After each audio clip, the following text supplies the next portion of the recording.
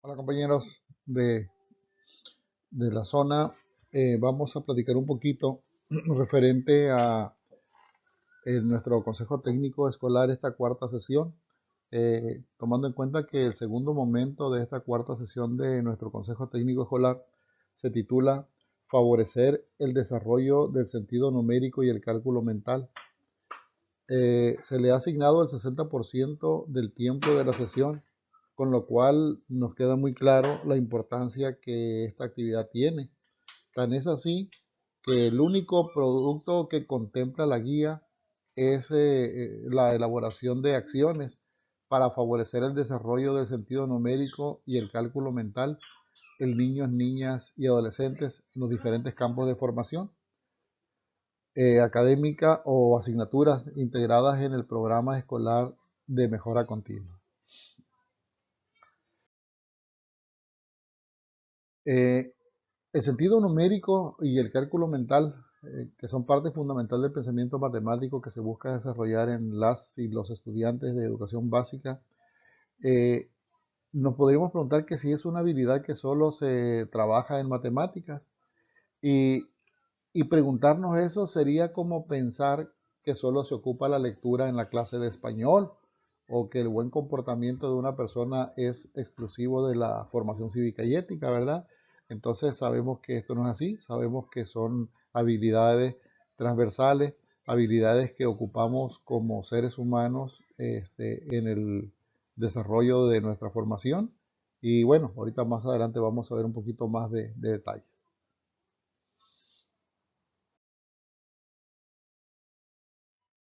Se inicia nuestras actividades con el punto 6, donde se nos pide que comentemos en colectivo a través de una lluvia de ideas sabemos acerca del sentido numérico y que registremos las respuestas. Aquí nos dan algunos ejemplos. Si algo vale la pena tomar en cuenta es algo relacionado con el concepto de número, pues, porque pues entender de que estamos hablando nosotros de representaciones. O sea, el número es un símbolo que nos permite representar una cantidad. Tal vez nosotros asociemos, por ejemplo, el número, no sé, que gusta el número 6, ¿sí? A la estructura física que nosotros hemos visto, pues a la parte gráfica. Pero si nosotros vemos de nuestro sistema de numeración, bueno, en el caso de los romanos tenían otros símbolos para representar también esa misma cantidad, y los egipcios lo tendrían, y nuestros antepasados, ¿no? Los mayas. Entonces, estamos hablando de que los símbolos que nosotros tenemos son representaciones de cantidades, ¿no? Entonces aquí vale la pena que hacia el interior de las diversas academias nos preguntemos qué sabemos acerca del sentido numérico.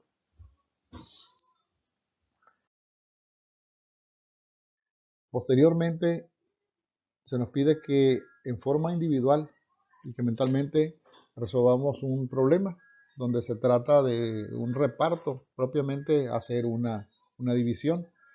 Pues lo plantean aquí con una situación de una caja de cubrebocas y nos dan alguna serie de datos interesantes, ¿no? Bueno, nos contextualizan pues que la persona que va a resolver el problema es un joven de 29 años que vive en la Ciudad de México, que tiene estudio universitario, y realmente la idea es que intentar resolver mentalmente la división de 167 entre 50, ¿no? Para sacar el costo de un cubrebocas.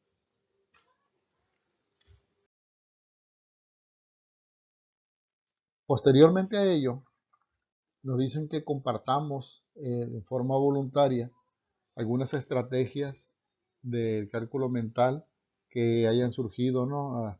De cómo lo pudimos hacer, y que leamos una propuesta, ¿no? De un caso hipotético de una persona, Aurelio, cómo lo resolvió. Entonces, el amigo le pregunta a Aurelio que si cuánto cuesta el cubreboca. Entonces este joven ya le responde que 3.20. Entonces el amigo acierta que exactamente es lo que costó. Entonces dice Aurelio que él hizo la división, dice que dividió 167 entre 50. Entonces, ¿pero cómo lo hiciste? Dice, hiciste la división de la casita, ¿no? En alusión realmente a esa casita, ¿no? Comúnmente pues se le llama, le decimos casita, aunque no sea su nombre, ¿no? En el algoritmo tradicional, pues es el símbolo que nos ayuda a marcar esa división. Y y dice, sí, me imaginé la división y la fui resolviendo. Ese es el planteamiento que Aurelio.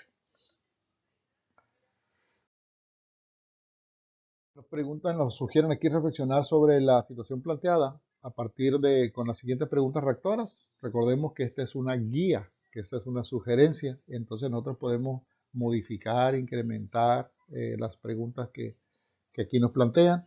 Entonces nos dicen que si la respuesta de Aurelio es correcta, que consideremos que la operación involucrada en este problema es difícil, que sí, ¿por qué? ¿Qué tan difícil resultó para ustedes resolver el problema mediante el cálculo mental? La estrategia que utilizó Aurelio para resolver problemas surgió también en el colectivo docente. Cómo explicar que al solicitar a una persona hacer un cálculo mental recurra al algoritmo convencional de la operación. El algoritmo es realmente, pues el algoritmo matemáticamente es el camino que se sigue para resolver una operación.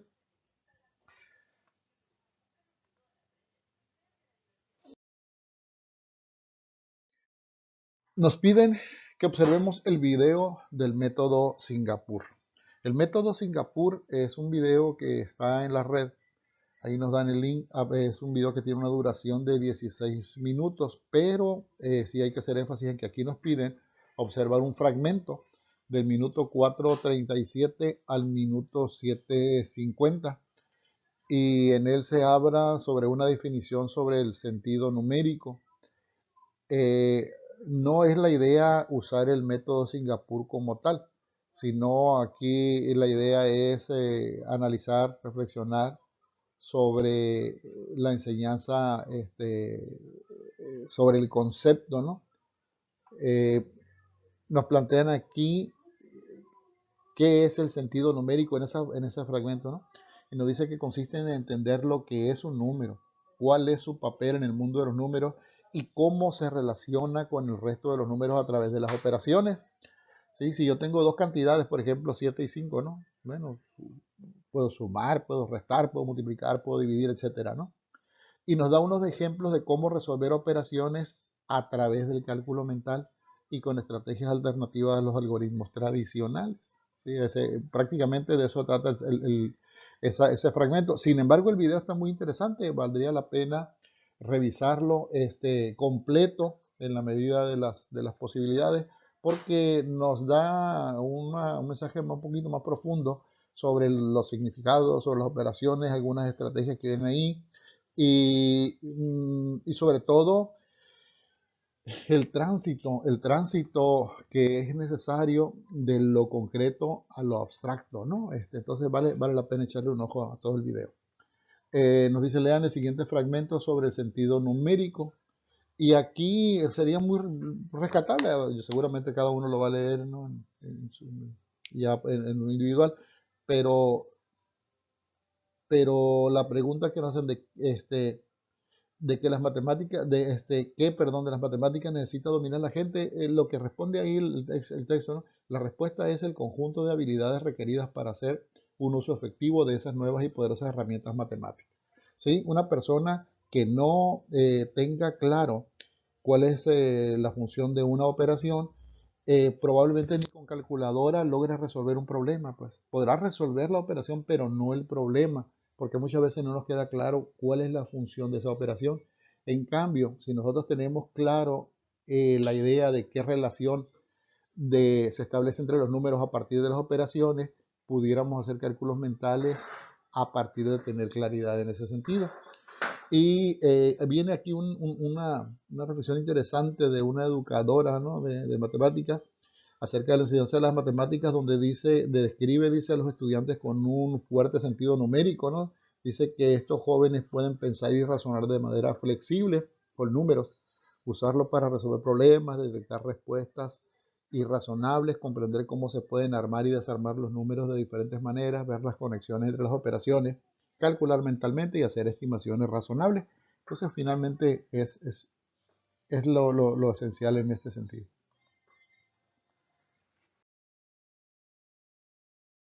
Se nos pide que analicemos nosotros un esquema que está tomado por ahí de un autor. Entonces, Analiza el esquema, dice, tomado de García, que resume las ideas de diferentes autores que diferentes autores han planteado sobre el sentido numérico. Entonces nos dice, es el conjunto de conocimientos, intuiciones y habilidades que una persona desarrolla acerca de los números.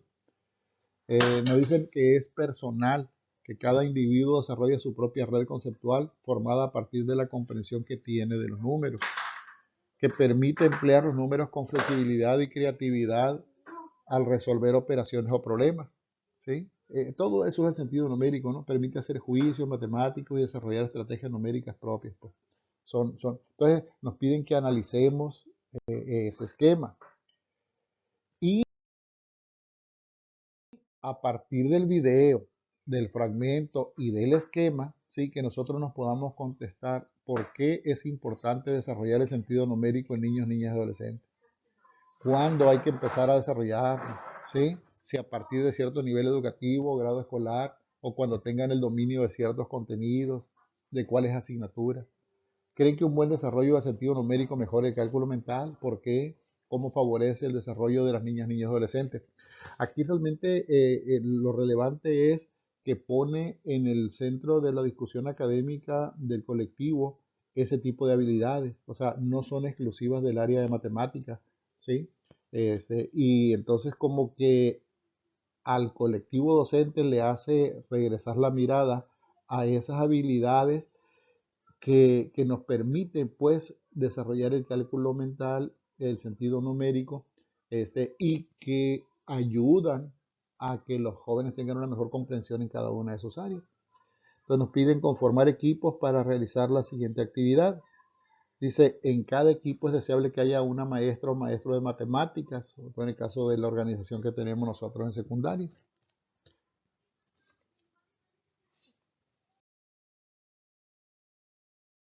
Y ahí viene ya la actividad 9, que se resuelve en equipo el problema que se plantea a continuación. Y ya nos dice calcular la diferencia entre 500 y 372. Entonces se nos dice que una parte del equipo lo resolverá a través de cálculo mental y la otra por el cálculo escrito o el que le llaman algoritmo tradicional, convencional o tradicional.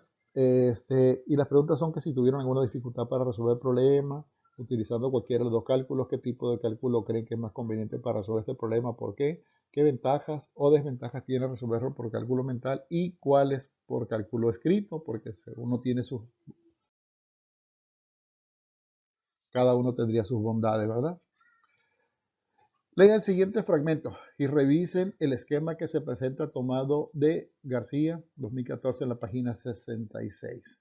Entonces aquí está interesante este esquema porque nos plantea que ante un problema matemático una persona con sentido numérico decide si es suficiente con estimar el resultado o en caso de que se requiera el resultado exacto, si lo puede calcular mentalmente o por escrito usando la calculadora o combinando dos o más de estos recursos.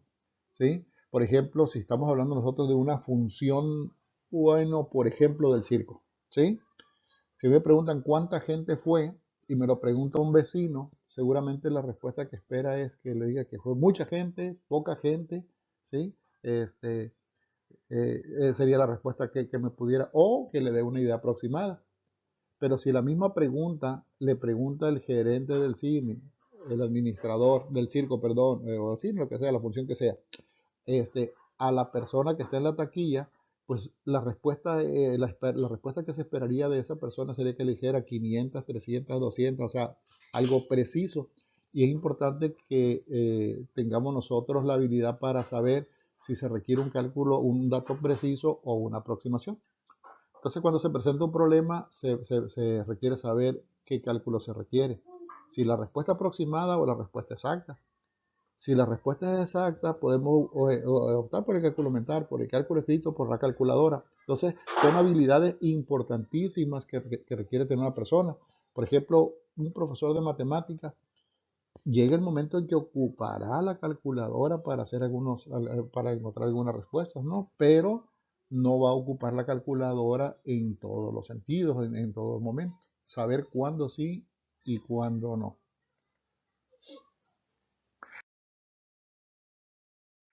Eh, Algo adicional que no viene en la guía, pero que valdría la pena tomar en cuenta. Hay un pasaje que creo que pues la mayoría de los profesores de matemáticas les platicamos a los jóvenes con el propósito de motivarlos, ¿no?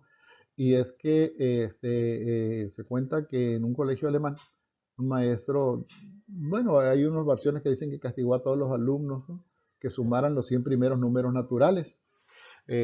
Otros cuentan que el profesor iba desvelado y que quería descansar un poco. El chiste es que les pide que sumen los números del 1 al 100 y dice que casi inmediatamente le responde uno de sus alumnos que la respuesta iba a ser 5050. ¿Sí? Este joven era Carlos Federico Gauss, que es conocido como el príncipe de las matemáticas. ¿Ocurrió esto de verdad? Pues la verdad que no hay una evidencia como tal, ¿no? Pero la pregunta es cómo ese niño logró hacer esa suma tan rápido, ¿verdad? Entonces aquí en la parte de abajo estamos ilustrando, imaginémonos todos que tengamos nosotros una lista de los números del 1 hasta el 100. 1, 2, 3, 4, 5, 98, 99, 100, ¿no?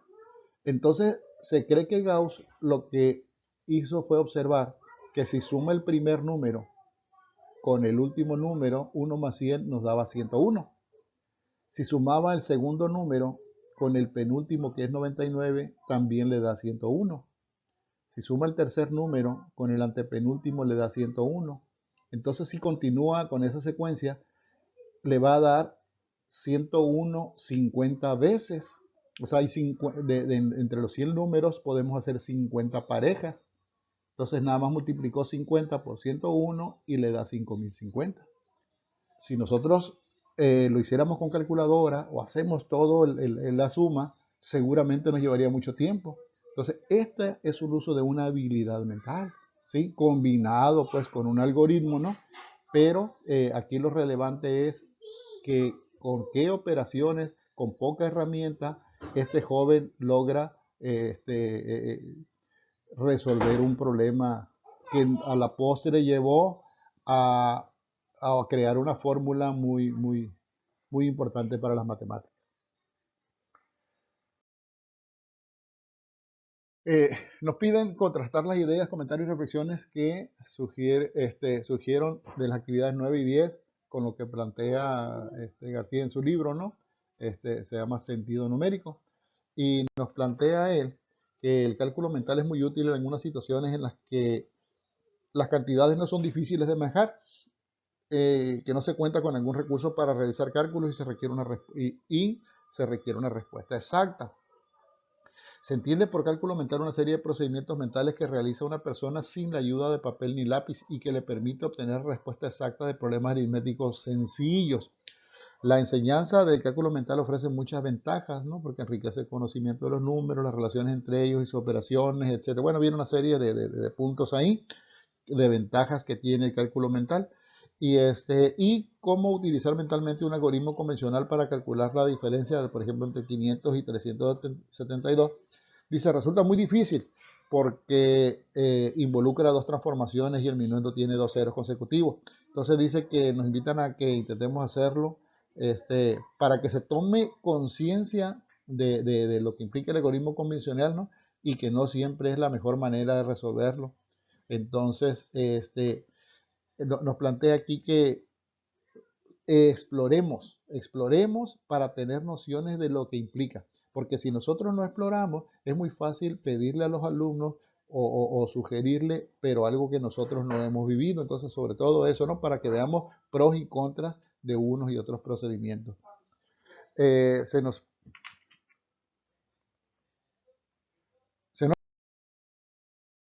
plantea reflexionar también a partir de lo siguiente, ¿no? Si el desarrollo del sentido numérico y la práctica del cálculo mental solo se pueden promover desde la asignatura de matemáticas o en qué otras asignaturas se podría hacer. En la asignatura que imparten, qué situaciones lo permiten, traten de encontrar por lo menos una, ¿sí? Y de aquí nos va a llevar a una serie de reflexiones interesantes, ¿no? Porque, por ejemplo, en el caso de historia, en el caso, ni se diga, por ejemplo, que física, química, biología, pues ya van totalmente a la par, ¿no? Pero en el mismo español, entonces, ¿cómo podemos nosotros, sin dejar de trabajar nuestra asignatura, cómo nosotros podemos ir promoviendo el desarrollo de habilidades? Nos piden que revisemos en equipo el anexo 2, dice recomendaciones para favorecer el desarrollo del sentido numérico y el cálculo mental. A partir del número de integrantes distribuyen las 5 recomendaciones que se dan, que establezcamos un tiempo para revisarlas y se comenten posteriormente, ¿no? Cuáles de ellas se pueden integrar este, a las prácticas de la asignatura que nosotros tenemos. Por ahí en un momento más un compañero de nosotros, el profesor Ramón Luis, por ahí nos va a dar algunas ideas y sugerencias sobre eso también. Que comentemos en colectivo, ¿no? Alguna otra recomendación que se pueda agregar a las que se plantean aquí y que se establezcan en equipo, ¿no? Y con apoyo de unos compañeros de matemáticas, por lo menos una acción para favorecer el desarrollo del sentido numérico y el cálculo mental con los jóvenes, que consideremos recomendaciones que se revisaron y las que se propusieron en equipo.